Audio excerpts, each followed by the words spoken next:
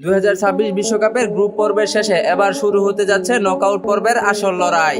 একদিকে রয়েছে 5 বারের বিশ্ব চ্যাম্পিয়ন ল্যাটিন আমেরিকার ফুটবল পরাশক্তি ব্রাজিল, অন্যদিকে রয়েছে এশিয়ার অন্যতম শক্তিশালী দল জাপান। কিন্তু আপনি কি জানেন এই দুই দলের মধ্যে বর্তমানে কে সবচেয়ে বেশি শক্তিশালী? কেউ বলে ব্রাজিল এখনো বিশ্বের অন্যতম ভয়ঙ্কর দল, আবার কেউ বলে জাপান এখন আগের মতো আর দুর্বল নয়। তাদের শৃঙ্খলাবোধ আর দ্রুতগতির ফুটবলের কারণে যেকোনো সময় যেকোনো বড় দলকে হারানোর দক্ষতা রাখে এই ফুটবলাররা। তাই আজকের এই ভিডিওতে আমরা জানতে চলেছি 2026 বিশ্বকাপের রাউন্ড অফ 32 এর ব্রাজিল বনাম জাপানের এই ম্যাচে কে জিতবে এবং কারা সবচেয়ে বেশি শক্তিশালী। তো চলুন ভিডিওটি শুরু করা যাক। আর হ্যাঁ, আপনি যদি আমাদের চ্যানেলে নতুন হয়ে থাকেন তাহলে অবশ্যই ভিডিওটিতে একটি লাইক করে চ্যানেলকে সাবস্ক্রাইব করুন। গ্রুপ পর্বে দুর্দান্ত পারফরমেন্স করে নকআউটে মুখোমুখি হতে যাচ্ছে ব্রাজিল বনাম জাপান। আর এখন একটি ভুলেই শেষ হয়ে যেতে পারে বিশ্বকাপের স্বপ্ন, কারণ এই ম্যাচে যে দলই হারবে তারই বিশ্বকাপের যাত্রা এখানেই শেষ, আর যে দল জিতবে তারা উঠে যাবে রাউন্ড অফ 16-তে।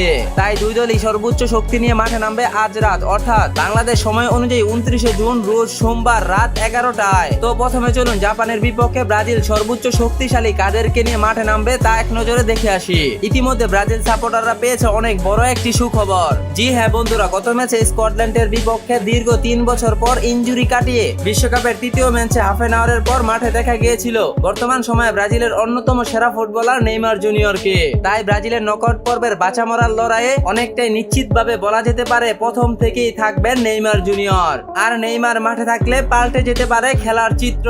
নেইমার বর্তমান সময়ের এমন একজন ফুটবলার যিনি মাঠে থাকলে যে কোনো মুহূর্তে যে কোনো বড় দলকেই মিনিশেই হারিয়ে দিতে পারে ব্রাজিল। তাই নেইমার 2026 বিশ্বকাপের ব্রাজিল দলে অনেক গুরুত্বপূর্ণ একজন ফুটবলার। এছাড়া ব্রাজিলের রয়েছে ভিনিসিয়াস জুনিয়র, যিনি ইতিমধ্যে 2026 বিশ্বকাপের ব্রাজিলের সর্বোচ্চ গোলদাতা।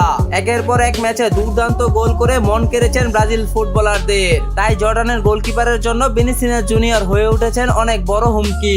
এছাড়া ব্রাজিলের রয়েছে দ্রুতগতির ফরওয়ার্ড রদ্রিগো, রয়েছেন ডান প্রান্তের অন্যতম সেরা উইঙ্গার রাফিনিয়া।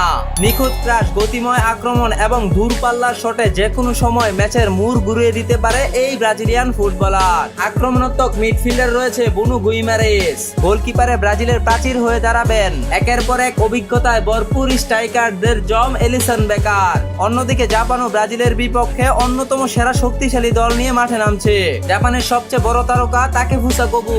দুর্দান্ত ড্রিবলিং, গতি এবং সৃজনশীল পাসের কারণে যে কোনো সময় প্রতিপক্ষের রক্ষণাবেক্ষণ ভেঙে দিতে পারে এই ফুটবলার। এছাড়া রয়েছে কাওরু মিতুমা, বাম প্রান্তের উইঙ্গার। তার গতির সাথে তাল মিলিয়ে চলা যে কোনো ডিফেন্ডারদের জন্য কঠিন।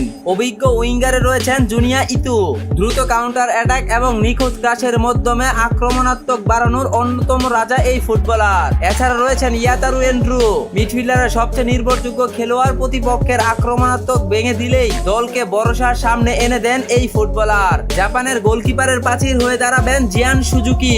তরুণ এই গোলরক্ষক দ্রুত রিফ্লেক্স এবং আত্মবিশ্বাসী গোলকিপিং এর জন্য ইতিমধ্যে আলোচনায় উঠে এসেছে। তো 2026 বিশ্বকাপের রাউন্ড অফ 32 এর নকআউট পর্বের ম্যাচটি জাপান এবং ব্রাজিল দুই দলই তাদের শক্তিশালী দল নিয়ে মাঠে নামছে। তবে তুলনামূলক 5 বারের বিশ্ব চ্যাম্পিয়ন এবং বর্তমান সময়ে একের পর এক তারকা ঠাসা দল ব্রাজিল জাপান থেকে অনেকটাই শক্তিশালী, কিন্তু জাপানকে কোনোভাবেই হালকা নেওয়ার সুযোগ নেই। জাপানও যে কোনো সময় মুড় ঘুরিয়ে দিতে পারে তাদের দ্রুত গতির খেলা এবং একের পর এক অভিজ্ঞ প্লেয়ার নিয়ে মাঠে নামবে ব্রাজিলের বিপক্ষে। তো ব্রাজিল এবং জাপান এই দুই ফুটবল টিম থেকে আপনি কাকে সবচেয়ে শক্তিশালী মনে করেন অবশ্যই কমেন্টে জানিয়ে রাখুন। ভিডিওটি ভালো লাগলে লাইক, কমেন্ট, শেয়ার, সাবস্ক্রাইব করতে ভুলবেন না। দেখা হবে পরবর্তী অন্য কোনো ভিডিওতে। ভালো থাকুন, সুস্থ থাকুন, আল্লাহ হাফেজ।